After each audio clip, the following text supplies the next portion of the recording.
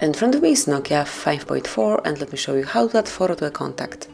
So first of all you need to open your phone dialer, then let's move to contacts and pick the one that has no profile photo. Actually all of my contacts do have it. So let me add a new one, it can be team for example. Let me add some number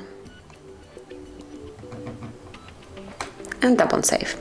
So once you have this contact that has no picture, smoothly open it and then click on edit contact. Now once you want to add a photo, click on this photo icon with camera and you can either take a photo if someone is staying right in front of you, or you can choose something from your gallery.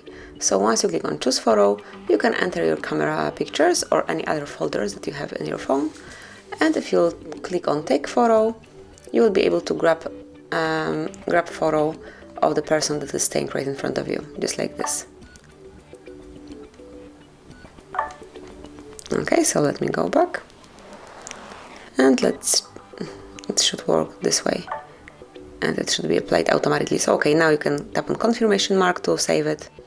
You can obviously customize it, rotate it, tap on done then, and as you can see, tap on save. Finally, it has been applied. So from now on this picture is assigned to Tim and it works with every contact you have. So that would be all. This is it. Thank you for watching.